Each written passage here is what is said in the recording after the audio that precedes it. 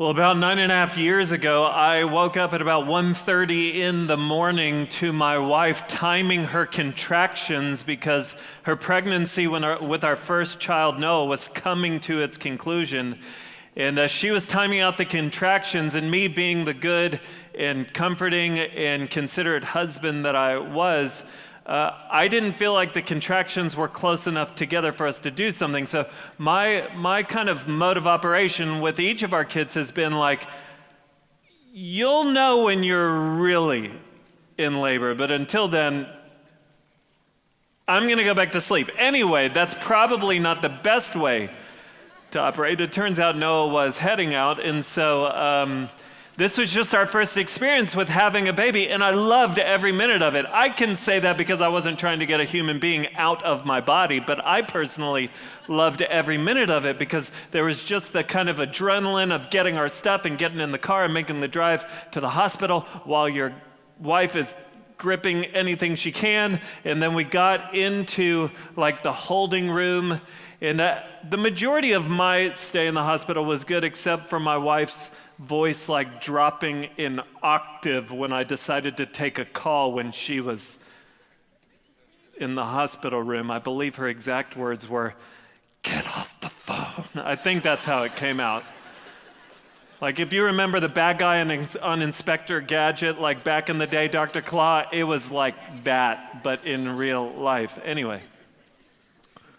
It was just this magical time, honestly, where then we went into the delivery room and we had this amazing connection with our nurses, and then, the doctor came in to take the snap, and like things just happened so quickly. Like it was like, okay, push, and then this baby emerges, and it was like, that's when my parenting began. Like in that moment, my role in life had shifted dramatically because now there was another person in the mix, and now I was a parent, and then everything just kind of was moving in just rapid speed because they moved Noah over to this table where they were cleaning him up, and Catherine was still on the bed, and she was kind of wanting me to give reports. And honestly, when I first saw Noah, I felt like his nose was huge, and I don't know if you can see a side profile, but in that moment I was like, why, God, why would you do that to me? Catherine has a much better nose, and this side profile is now going to haunt him the rest of his life.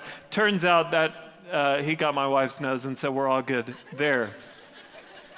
But it was just this beautiful moment, full of joy, and everything was as it should be. They put Noah on Catherine's chest so she could just hold him and we could be there as a family, and we felt this connection to our nurses, so we were just able to speak life into them and talk to them about Jesus in that moment. And it's like everything went exactly how it was supposed to go, and that experience was only full of joy. And our parents started coming in and they wanted to celebrate, and it was just amazing. And then I remember they said that they were going to take Noah to the nursery, and they were going to kind of run some tests. They were going to do some things on him. And then we got a phone call that changed everything because someone on the other line said, your son keeps turning blue, and so we need to take him to the NICU to figure out what was going on. And in that moment, there was this massive pivot in our experience in 9 months of pregnancy because everything up to this point had gone exactly how it should. Every single visit to the doctor, every ultrasound, even the 3D thing, like everything went exactly how it should. And then we got that phone call and everything changed. And I remember going to the NICU and scrubbing in for 3 minutes and then them taking me back to see my first child that I had only spent maybe an hour with. And my next viewing of Noah was him on this hospital table with all of these tubes and all of these wires connected to him. And I sat with this doctor who didn't know what was going wrong. And so this doctor began to just rattle off all the possibilities. If you are a physician in the room, thank you for your detail and thoroughness, but I just want to know the thing. And if you don't know the thing, I don't want to know the other things that it could possibly be, because that just causes a lot of stress. So it could be this, it could be this, it could be this, it could be this. We don't really know right now. And that began our stay in the NICU because Noah basically just didn't cook long enough. And so he had what was called dusky spells. It really wasn't that big of a deal, and we were only in the NICU for 8 days. Anyone spend time in the NICU with the kid that's sitting right next to you? Yeah, some of you guys, you know what that's all about. But I look back on that experience in the hospital, and here's what I take away. Our expectations, what we expected and what we experienced, didn't match. Do you understand what I'm saying? What we expected going in and what we experienced when we were in there, they did not match. Another way that I like to say it is our dreams and our reality went in two totally different directions. And the reason I even tell you that tonight is because parents, I wouldn't be surprised if your student this semester has had an experience like we had in that hospital with our son Noah. I wouldn't be surprised if your student showed up to this spring expecting nothing but joy, but instead their experience has been one of pain or discouragement or discomfort or disappointment. That's why we've been in this series that we are doing called Smiling Depression. Tonight is actually the series finale, and I want to conclude it with parents in the room. We've been doing the series Smiling Depression, and the whole point of the series is to help your child navigate through the times when life is simply not okay. And the hope is that through this series, we might point your child towards hope, peace, and joy. And so students, what I'm going to do for you tonight is I'm going to give you 3 key truths that I hope will serve as anchors in the midst of the storms of life moving forward. Now, parents, as I continue this conversation with your kids, what I want to do is I want to give you specific things that you can begin to pray for your kids. Because here's what I realized when I was in that hospital. When I got the call that Noah was in the NICU, I think God was trying to teach me something hours into being a parent. And I think here's what he was trying to teach me. There will be times in your kids' lives where everything is not okay. And you need to know that just hours into parenting. You're going to want to be able to control everything, but you're going to have to learn very quickly that you can't control everything that you want to control. And so part of parenting is learning how to pray for your kids. Praying isn't passive parenting. Praying is actually going on the offensive on behalf of your kid. Because if you want control but can't have complete control over the times when your kid feels pain, discomfort, discouragement, or discontentment, anytime you want to help your kid but you can't, when you want control but can't have it, you better get really good at talking to the one who Colossians 1:17 says is before all things. And in him all things hold together. That's talking about Jesus Christ. So if you have a Bible, I want to invite you to turn with me to the book of Job, the very end, Job 42. Job 42, this series that we've been doing, Smiling Depression, has journeyed through different snapshots of Job's life. Now, if you're not familiar with the life of Job, let me just fill you in. Job was a guy who had everything and then he lost everything. Like in a matter of a day, he lost his wealth, he lost all of his children, and he lost all of his employees. That's a bad day. Job lost everything. And so, talking about a guy who loses everything, something in you might be wondering, like you could have talked about anything on Family Weekend Breakaway, and you've chosen to talk about or teach from possibly the most depressing book in the entire Bible. Why would you do that to us? Valid question. Well, the reason that we're looking at the life of Job, and specifically at the end, is because I believe that Job, in a sense, right at the end of the book, has his own version of Family Weekend. Just look at how things turn a corner for Job in chapter 42, starting in verse 10. It says this, "And the Lord restored the fortunes of Job when he had prayed for his friends, and the Lord The Lord gave Job twice as much as he had before. Then came to him all of his brothers and sisters, all who had known him before, and ate bread with him in his house, and they showed him sympathy and comforted him for all the evil that the Lord had brought upon him, and each of them gave him a piece of money. Now it's really starting to sound like family weekend, right? Your family comes to town, and what do? They give you money. Praise God for that. They gave him a piece of money and a ring of gold. And the Lord blessed the latter days of Job more than his beginning. He had 14,000 sheep, 6,000 camels, 1,000 yoke of oxen, 1,000 female donkeys. He also had 7 sons and 3 daughters. He called the name of the first daughter Jemimah, and the name of the second Keziah, and the name of the third Karen Happuch. I couldn't say that right. And in all the land there were no women so beautiful as Job's daughters, and their father gave them as an inheritance among their brothers. And after this Job lived 140 years and saw his sons and his sons' sons 4 generations, and Job died an old man and full of days. This was Job's family weekend, so it's fitting for us to study the end of Job right here on Family Weekend. Now here's what I need you to know. This isn't the climax of the book. Job loses everything, then he gets everything back. That's not actually the climax of the book.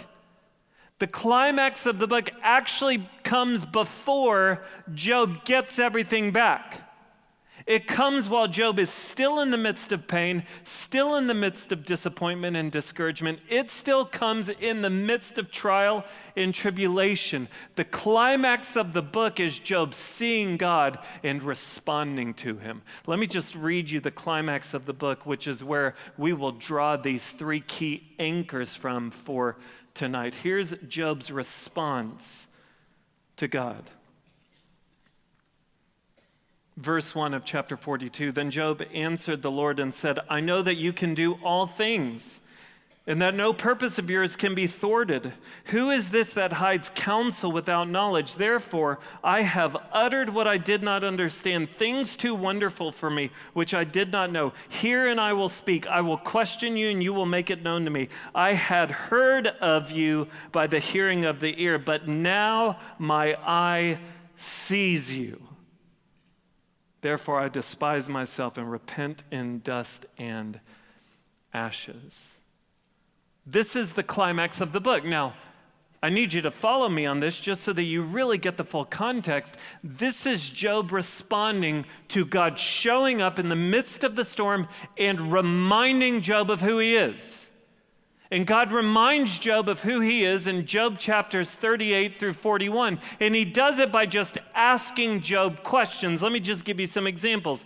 Job 38:4. Where were you, Job, when I laid the foundation of the earth? God's saying, I laid the foundation of the earth. Were you there? I don't think so.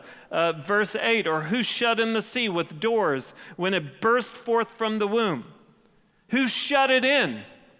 Was it you, Job? I don't think so, but I'm God, and I'm the one who commanded the sea. This is where you can go. This is where you stop. These are your boundaries. You will go no further. Job 38:22, have you entered the storehouses of the snow, or have you seen the storehouses of the hail? He's saying, Job, have you seen those? I don't think so.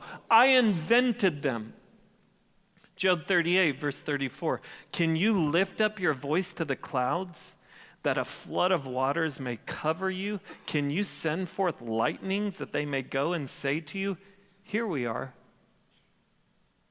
He's saying that's the type of power and control that I have, that I just say to the lightning, go, come. And they say, here I am. Job 39:1, do you know where the mountain goat gives birth? What a weird question. He's like, do you know where the mountain goat gives birth? You have no clue, but I see the mountain goat. I see exactly where the mountain goat is giving birth. That's in my scope of knowledge. Another weird question, verse 5. Who has let the wild donkey go free? Valid question, but weird one. But the point is, it wasn't you, Job. It was me. I'm the one who wired the donkey to specifically be wild to go and roam free. Verse 19 and 20. Do you give the horse his might? Do you clothe his neck with a mane? Do you make him leap like the locust? His majestic snorting is terrifying. Job, did you have anything to do with the anatomy of a horse? No. But I'm the one who intricately designed it. I'm the one who made the horse do what it does. And those are just a handful of the questions. I mean, God goes deep down the rabbit hole. If you want to read it, just go look at chapters 38 through 41. And when God unloads on Job who he is, Job can't respond in any other way than what we just read in Job 42, verses 1 through 6. Now, knowing that this is Job's response to who God is, here's what I want to do. I want to draw 3 anchors for you students, 3 anchors for you that will sustain you in the midst of the storms of life. The first anchor is this: just because you can't see God doing something doesn't mean God's not doing something. Like, I need you to get your heart and mind around that. Just because you can't see God doing something doesn't mean God's not doing something. Look again at what Job says in chapter 42, starting in verse 2. He says, I know that you can do all things.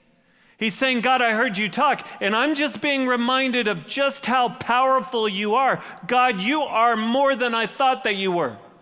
You're more powerful than I thought that you were. You're the one who gave boundaries to the sea, and that no purpose of yours can be thwarted. God, you're reminding me how free you are, that you accomplish everything that you set out to accomplish. There is no one or no thing that could ever thwart your purposes on the earth. You're not up in heaven like, man, that guy Job, he really got away from me. Like, I don't know what happened. I was not paying attention. I was over here when he was over there, and things just unraveled quickly, and now I'm trying to put the pieces back together as fast as I can. No, what God is telling Job is, I can do all things, and nothing can stop me from doing what I plan to do.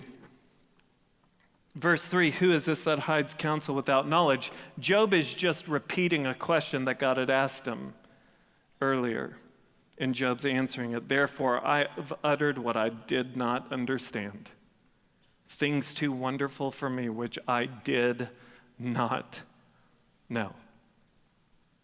He's saying, God, I'm just being reminded of how wise you are, that you think about things that I don't, that you see things that I don't, and that you're doing things that I am not doing. You are enacting things that are beautiful and wonderful and supernatural, and I have absolutely no clue about all that you are doing.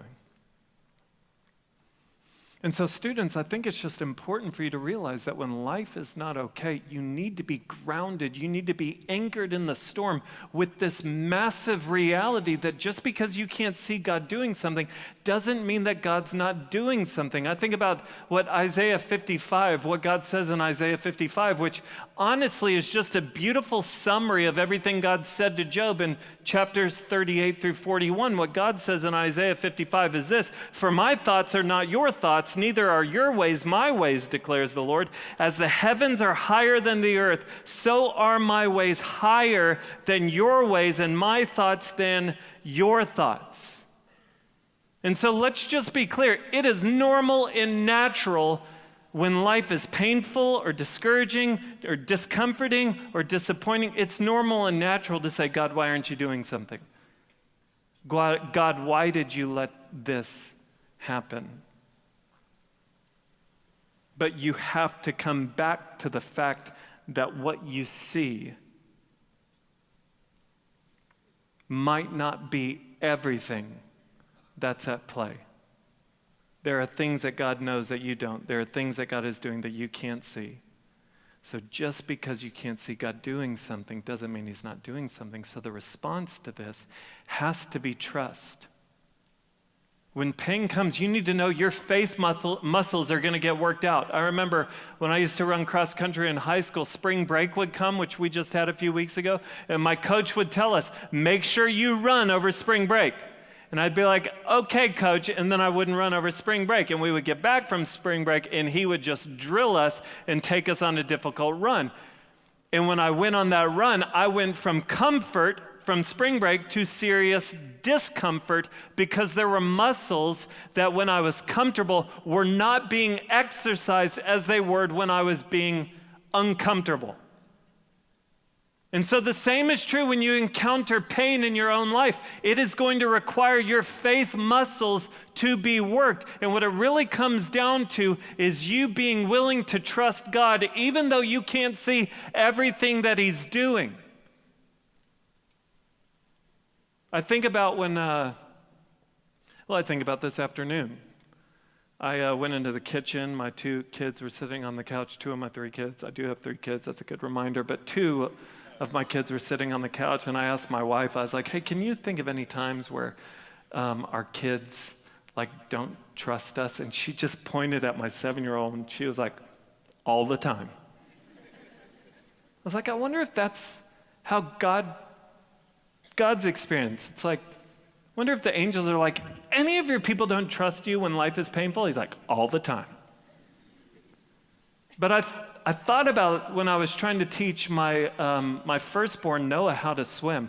You know, kids are different when it comes to swimming. Like my 7-year-old was like, I'm going to jump in and figure it out. Like we'll figure out breathing later. Noah was the exact opposite. Like he thought that my goal was to torture him by bringing him into the pool. So I specifically remember being at these people's home, just begging him to get in. Like I will hold you. And so finally, through screaming and kicking, like he gets in the pool and he just grabs onto me with this Spider-Man grip. And he's like trying to climb up me in the water, and he's freaking out because he didn't trust me. But in that moment, I can look and be like, my thoughts were not his thoughts, and his thoughts were not my thoughts. His thoughts were, I'm going to die, my dad's trying to kill me. And my thoughts were, I'm actually trying to set you free and lead you towards joy. My ways were not his ways. His way was, I want to get out of this as fast as I can. My way was, you don't see everything that I'm doing. I know the depth of this pool. My feet are firmly planted. We are in the shallow end. I don't look jacked because I'm not, but I can be scrappy. And I'm getting to the age where old man strength is becoming a reality for me. And so I know my capabilities when I'm holding a 4-year-old that I can be strong enough to keep him safe. But the issue was trust, because my thoughts were in his thoughts and my ways were not his ways. And so the reality is, when it comes to times in life where life is painful and you can't see that God's doing something, the question is, will you trust that God is doing something even when you can't see it? Is it possible that God's feet are firmly planted and God knows the deep end? He knows the shallow end. He sees the pool of pain that you're in, and his arms are strong enough to hold you even in the midst of all of it. It's a matter of trust. So here's what you need to know. Here is how you strengthen your trust muscles. You let God's faithfulness in the past determine your faith in the present. Do you understand what I'm saying? You let God's faithfulness in the past influence and determine your faith in the present. You look back and you see that God has always been faithful to you. The fact that you're here tonight is a sign of God's faithfulness to you. That every morning you've woken up and he's filled your lungs with oxygen. And you let his faithfulness in the past determine your faith in the present. And second, you let his character breed your confidence. God's character is that he's all loving, he's all good, and he's great. He's a great God. His greatness entails his power and authority and his wisdom. His goodness is his ability to specify his greatness in your life. So parents, I just want to invite you in. You want to pray for your kids? Pray your child trusts God. Pray your child trusts God, even when you can't see what God is doing. The second anchor that we find out from Job is this: don't miss the invitation to intimacy waiting in your trials. Don't miss the invitation to intimacy waiting in your trials. I love what Job says. In verses 4 and 5, it says, "Hear and I will speak, I will question you and you make it known to me." Again, Job is just repeating what God had asked him before. But verse 5, he says this, "I had heard of you by the hearing of the ear, but now my eyes see you." This is a fascinating verse to me because when we're introduced to Job at the beginning of the book, you know what it tells us about Job? It tells us that Job was a man who feared God, which means that Job had already spent so much of his life seeking to know God and honor God, yet Job goes through the storm. He finds himself in the trial, and then God shows up and meets him in the midst of his suffering, and Job comes away from it saying, "Man, now that I think about it, I had just heard about you. But now I have seen you." There's a change in the relationship. New depths of intimacy have been unlocked. See, students, what I need you to realize is that there is always an invitation to intimacy with God waiting for you in the midst of trials. Because trials often provide the right circumstances for God to show himself in ways we don't normally get to see him. Think about it. In the Psalms, God is referred to as a rock. How will you ever experience God as a rock? You can't experience God as a rock until life gets shaky. God's referred to as a refuge and a shelter, but you'll never experience God as a shelter until the storms come. God's referred to as the healer of the brokenhearted. But you'll never experience God as the healer of the brokenhearted until your heart is broken. God's referred to as the Prince of Peace, but you'll never see him and experience him as the Prince of Peace until life is chaotic.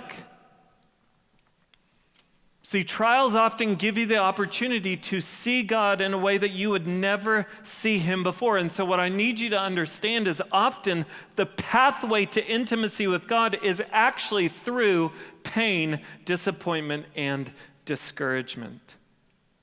Just think about what David said in possibly the most famous chapter in the entire Bible, Psalm 23.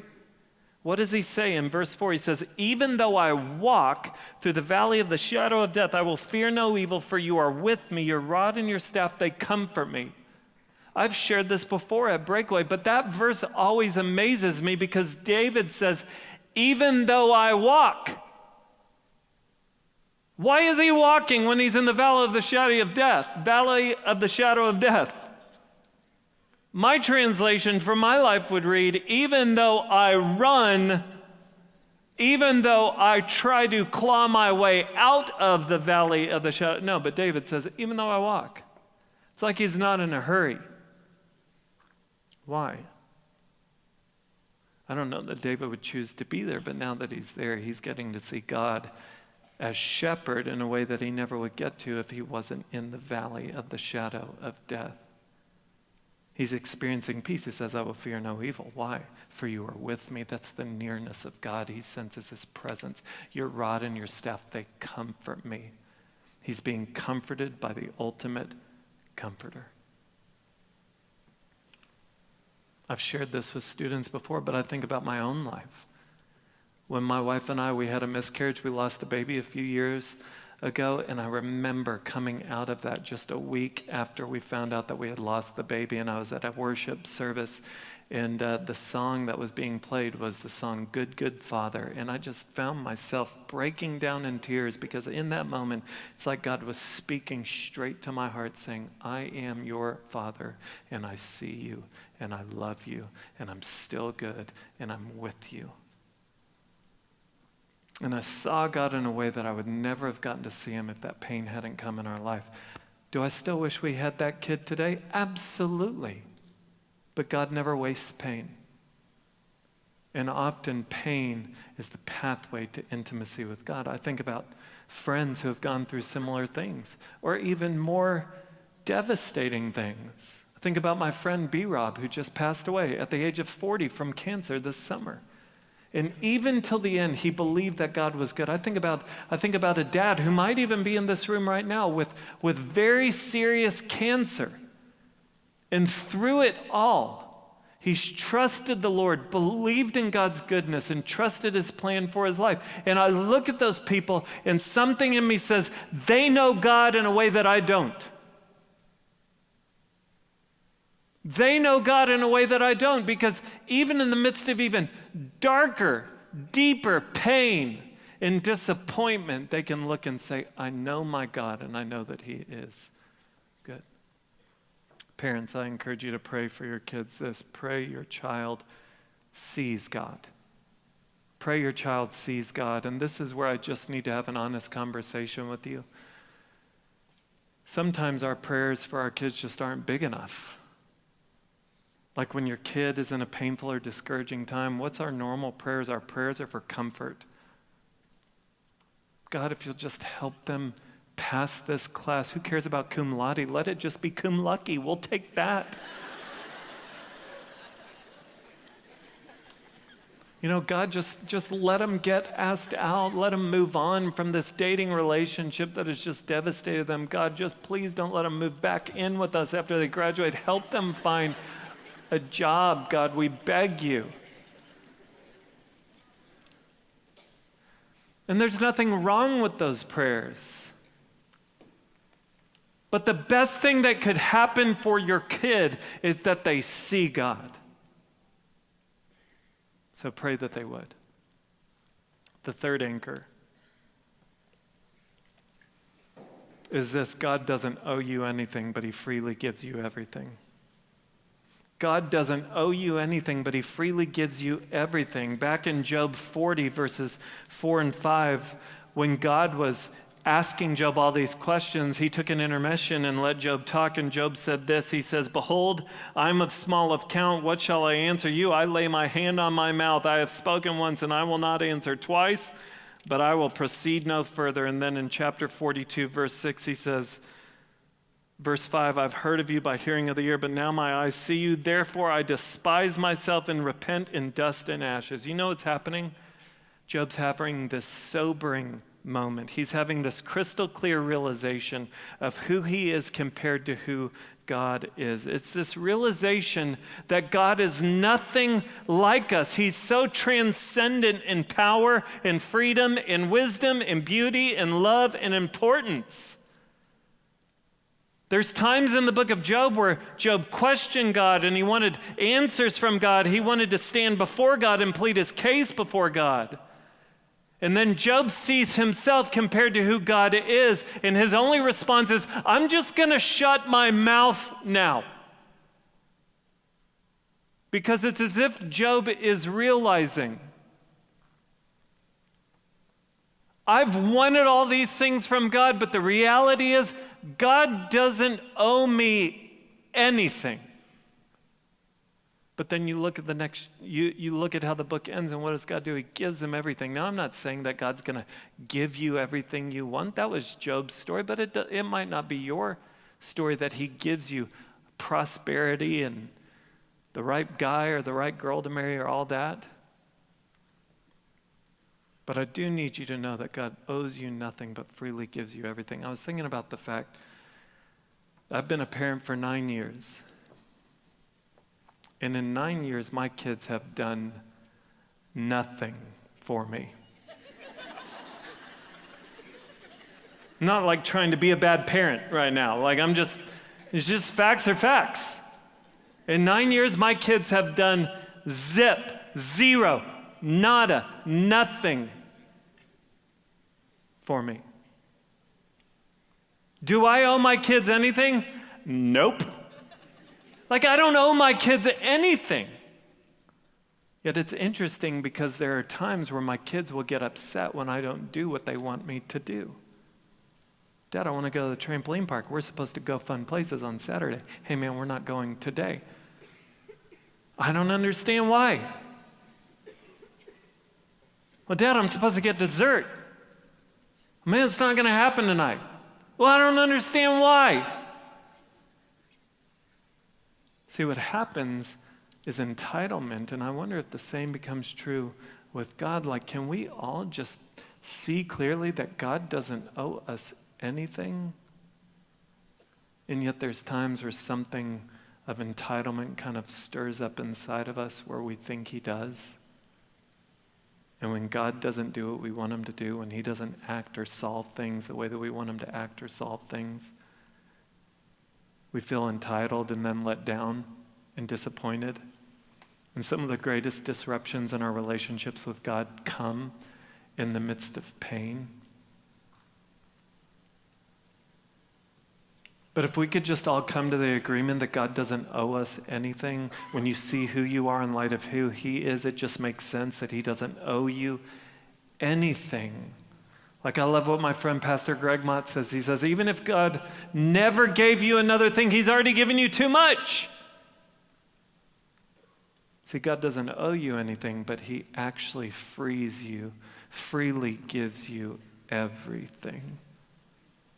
Because he's given you his son, Jesus Christ. Jesus Christ is the way, the truth, and the life. Jesus said, I came that you might have life and have it to the full. He said, I am the bread of life, meaning I am the only one who can satisfy the deepest longings of your soul. So it's possible to have Jesus and lack nothing. He freely gives you everything in the person of Jesus Christ. And a day is coming for those who have put their faith and trust in Jesus Christ for the forgiveness of their sins. They will in some ways have a much better ending to their story than Job did, because a day is coming where Job will take you, not Job, but Jesus will take you to be with him for all of eternity in a place where there is no pain, there is no more tears, there is no more death or disease or destruction. There is only joy in the presence of our great King, Jesus Christ. God doesn't owe you anything, but he freely gives you everything. Parents, I just want to encourage you to pray your child fears God. When I say that word fear, I'm just talking about reverential awe. A lot more than I'm talking about being afraid. I'm talking about reverential awe, where you see God for who he is. Because when you see God for who he is, you realize he doesn't owe me anything. That means everything he gives you is just grace. And the response is gratitude. Students, those are the three anchors that I hope keep you grounded in the midst of the storm. Now I want to give one point to the parents in the room. And parents, I'm just going to tell you this. This is probably going to get me in trouble with some of you tonight. But I want to remind you that this is from one parent to another. And as I'm speaking to you, I'm speaking to myself. And so here's an anchor for you parents. I just want to challenge you and encourage you, don't be part of the problem, be part of the solution. If you look back in Job 42, it tells us about his friends. In verse 7, it says this: after the Lord had spoken these words to Job, the Lord said to Eliphaz the Temanite, that was one of Job's friends, he says, my anger burns against you and against your two friends, for you have not spoken of me what is right, as my servant Job has. Job had three friends who came to help. The problem was that these friends weren't in tune with God, and so what ended up happening is they came to comfort Job, and Job in Job chapter 16 says, you guys are miserable comforters. That's what he tells them. Why? Because they weren't in tune with God. As parents, may that not be true of us with our kids. And so let me just tell you this, parents, and this is just me being really honest with you, coming before you humbly, but I want to be an advocate for your kids tonight. Some kids in this room are dealing with deep anxiety that is actually leading towards depression because they never feel like they're enough for you. They don't feel like they're skinny enough, studious enough, successful enough, accomplished enough, ambitious enough, or outgoing enough, to name a few. See, as parents, we have to remember that our words carry more weight in our kids' lives than anyone else's words in their lives. They do. They carry massive weight in our kids' lives.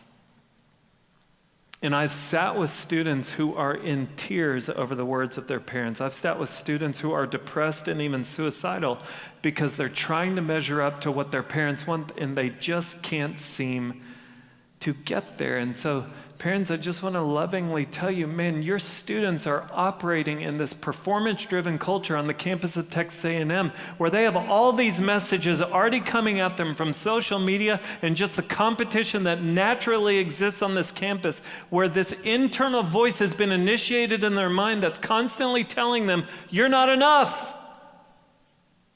The last thing they need is for you to echo or affirm that internal voice in their head.